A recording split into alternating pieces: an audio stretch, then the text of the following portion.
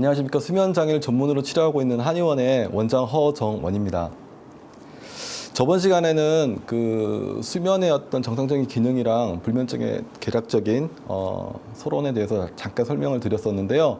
이번 강의에서는 실제로 불면증에 대해서 어떻게 치료를 하고 있고 한약적으로 어떤 관점으로 바라보는지에 대해서 조금 더 구체적으로 설명을 들어가 보도록 하겠습니다. 이제 첫 번째 내용으로는 유형별, 그러니까 불면증의 유형을 나누고요. 그 유형별로 어떻게 치료를 하고 있는지 말씀을 드릴 거고요. 그 다음에 허증과 실증, 그 다음에 보법과 사법이라는 치료의 어떤 큰 틀이 있는데요. 그 틀에 대해서 좀 설명을 드릴 거고요. 그 다음에 흔히들 이제 수면제를 많이 드시게 되는데 수면제를 통해서 불면증을 치료할 때 나타날 수 있는 문제점이나 어떤 부작용 같은 거에 대해서 제가 간단하게 한의학적인 관점으로 설명을 좀 드려보도록 하고요. 그 다음에 그 개개인의 몸 상태에 맞춰서 어떻게 치료를 하는지 설명드릴 거고, 맨 마지막으로 제 환자분 중에 한 분 어떻게 불면증 치료를 했었는지 그거 한번 설명을 드리고, 그렇게 해서 이번 강의를 준비를 했습니다. 한번 시작을 한번 해보도록 하겠습니다. 먼저 유형별 불면증과 그 치료에 대해서 조금 제가 설명을 드릴 건데요. 원인에 따라서 불면증을 나눌 때는 크게 네 가지로 나누고 있습니다. 첫 번째가 정신생리학적 불면증이고요. 두 번째가 신체 질환에 의한 불면증, 세 번째가 정신질환에 의한 불면증, 네 번째가 약제에 의한 불면증이 있습니다. 먹는 약. 예. 정신생리학적 불면증이라고 하면은 그냥 우리 흔히 말하는 스트레스, 걱정, 내일 어떡하지? 아니면 분노. 내가 억울해서 잠을 못 잔다. 내가 아까 낮에 그 말을 했었어야 되는데 분해서 못 자겠다. 그런 불면증이라고 보시면 되고요. 신체 질환에 의한 불면증은 연세 드신 분들 관절염, 무릎이 쑥쑥 쑤셔서 못 자겠다. 밤새도록 고생, 아파가지고 자다 깨도 못 잤다. 그런 불면증, 혹은 머리가 아파서, 코가 막혀서, 아니면 천식 있는 분들은 호흡 때문에 못 잤다. 그런 불면증을 신체 질환에 의한 불면증으로 보고요. 세 번째가 이제 정신질환에 의한 불면증이에요. 최근에 조금 많이 증가되고 있는 추세를 보이고 있는데, 우울증, 불안장애, 공황장애, 이런 정신과적 질환에 의해서 불면증이 동반되는 경우입니다.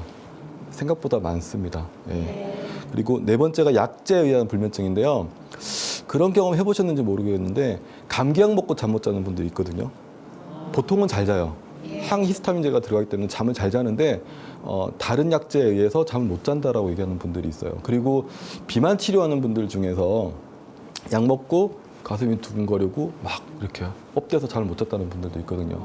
그리고 이제 이렇게 약제를 먹어서 바로 밤을 잠을 못 자는 그런 상황이 나타나기도 하지만, 대부분의 경우는요, 약을 먹다가 끊었더니 잠을 못 잤다고 얘기하는 분들이 많아요. 진통제 있죠. 진통제를 먹으면 통증이 가라앉는데 약간의 그런 뭐라고 할까요? 안정제처럼 약간 그런 느낌이 있거든요. 오랫동안 진통제를 먹었던 분이 갑자기 괜찮아졌다고 해서 안 먹었더니 진통도 오지만 잠도 못 잤다라고 얘기하는 분들도 있고요. 그 다음에 그 역류성 식도염 얘기 많이 들어보셨을 거예요. 아주 소량의 신경 안정제가 들어갑니다.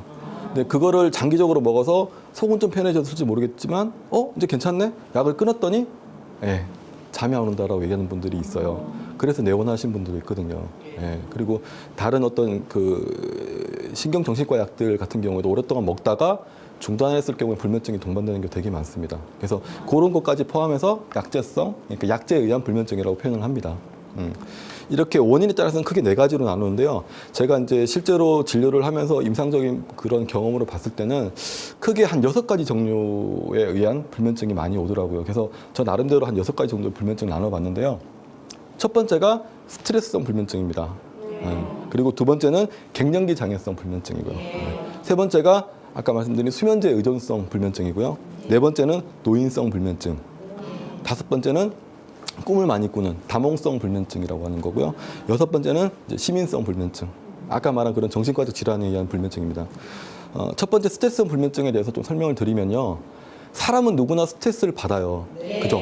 안 받는 사람 없거든요. 근데 내 체력이나 내 어떤 그 능력이 감당할 수 있을 정도의 스트레스면 별로 신경 안 써요. 잠도 잘 자요. 근데 그게 폭발적으로 늘어났다거나 아니면 지속적인 스트레스가 계속 누적이 돼서 내가 감당할 수 있는 그 능력 이상의 상태로 나에게 다가오게 되면 그게 원인이 되어서 불면증이 나타날 수 있습니다.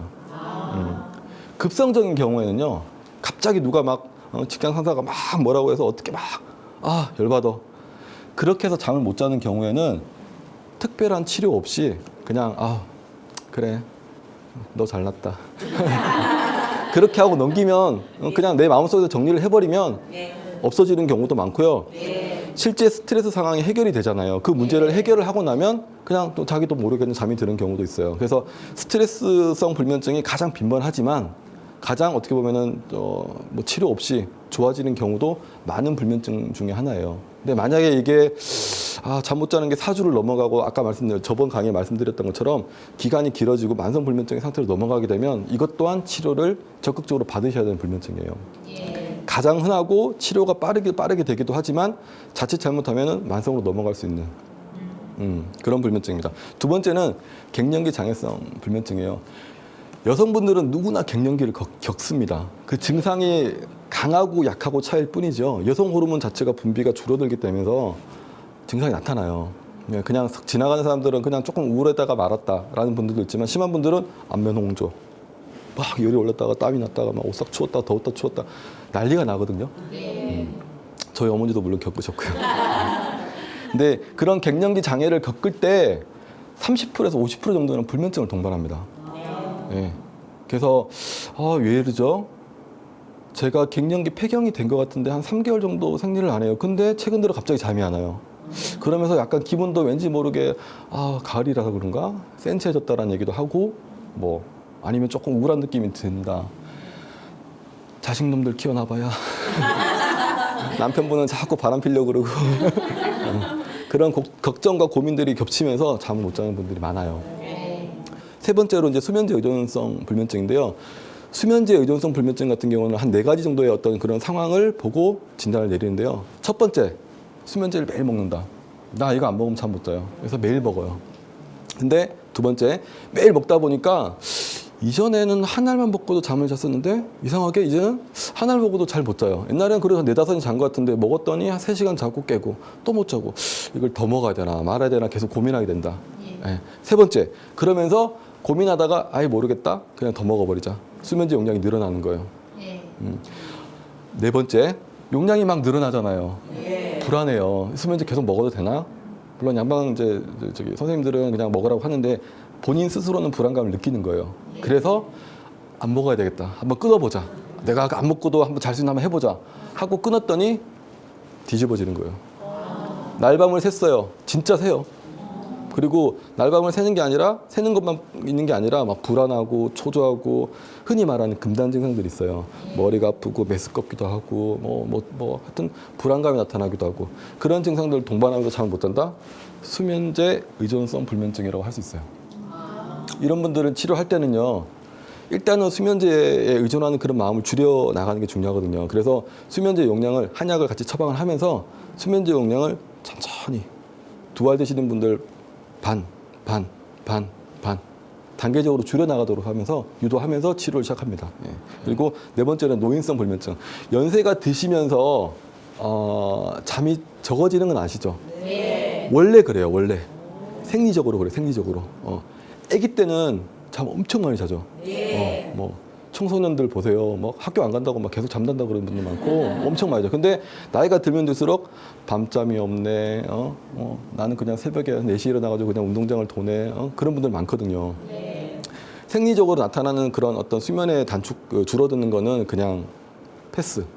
그냥 그렇게 생활하시면 되는데 어머님, 아버님들이 그런 것 때문에 스트레스를 받아가지고 잠에 대해서 자꾸 이렇게 뭔가 집착하기 시작하면서 잠을 더 자고 싶다는 욕구가 생기면 자율신경계 변화가 생겨요. 불안. 그러면서 자꾸 이제 흔히 말하는 감정적인 변화, 우울감도 나타나고요. 괜히 자녀분들한테 내가 빨리 죽어야지. 전화로 그래요. 내가 빨리 죽어야지. 너희들 키워놓고 난 할 일 다 했다. 뭐 이런 식으로 자꾸 이제 이상한 얘기를 하거든요. 그래서 노인성 불면증이 있는 분들은 자녀분들이 많이 모시고 와요. 우리 어머니 잠 못 잔다고. 근데 이런 분들의 특징이 다 그런 건 아닌데 낮에 활동량이 많이 줄어드는 경우가 많아요. 그냥 집에서 TV 보다가 소파에서 잠들고 밥 먹고 나서도 졸려 잠들고. 그러니까 수면이 분절이 일어나는 거예요. 낮에 활동 안 하고 많이 잤기 때문에 밤에 잠 못 자는 거거든요. 그런 분들이 간혹 있어요. 근데 본인 스스로 그런 생각 안 해요. 내가 못 잤다? 아니, 낮에 잤다라는 생각을 안 해요. 그냥 잠깐 졸았다고 생각하는데 실제로 시간을 보면은 30분, 40분, 1시간 자거든요. 1시간. 낮에 4시간 자고 밤에 2시간, 3시간 자는 거예요. 합치면 단데. 예. 그런 분들이 가끔 있어요. 이런 분들 같은 경우에는 아까 저번 강의에 제가 설명드렸었는데 잠깐 기억나실지 모르겠어요. 동의보감에 나와 있었던 양기가 쇠하면 잠이 안 온다. 그런 개념으로 양기를 보충해 줄 수 있는. 그러니까 쉽게 얘기해서 약 먹고 보약 먹고 이제 뭐 표현하자면 나가 놀으라는 거예요. 낮에 활동하시라는 거예요. 약 먹고 힘내서 나가 노시라는 거예요. 집에만 있지 말고. 계속 움직이게 활동하게 하고 친구분들을 만나서 어디 뭐 등산도 다니시고 뭐 노래교실도 다니시고 막 놀라는 거예요.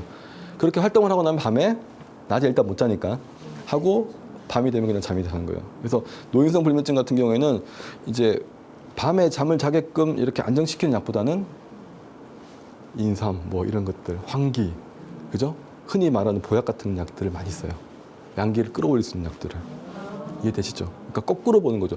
밤에 잠을 못 잔다고 해서 밤을 집중하는 게 아니라 낮에 집중하게끔 만드는 거예요. 그렇게 치료를 하고 있어요.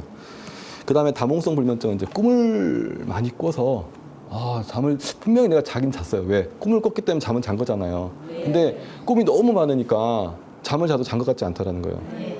수면의 질이 떨어지는 거예요. 객관적인 부분에서는 괜찮은데 주관적인 느낌에서도 떨어지기 때문에 이것 때문에 내원하신 분들 가끔 있어요. 이런 분들은 낮에 크게 놀란 일이 있었거나 풀리지 않는 스트레스, 처음에 말했던 그런 스트레스에서 나타나기도 하고요.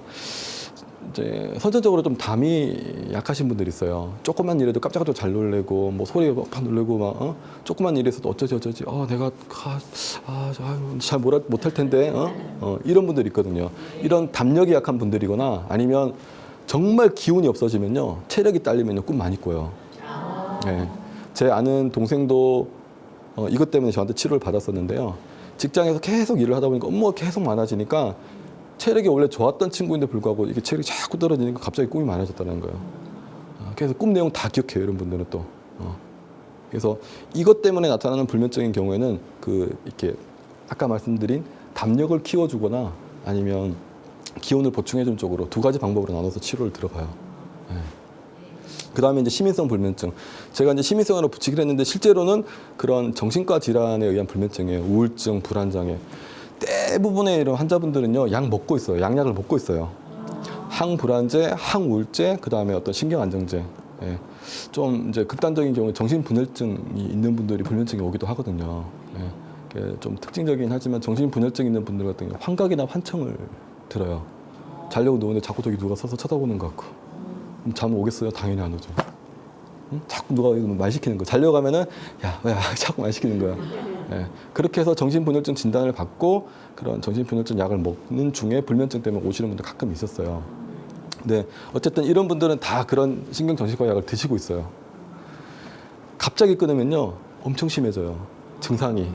막 눌러놨다 갑자기 탁 치워버리면 탁 튀어오르거든요. 그래서 이런 분들은 한약적으로 치료를 할 때 병행을 합니다. 어쩔 수 없이.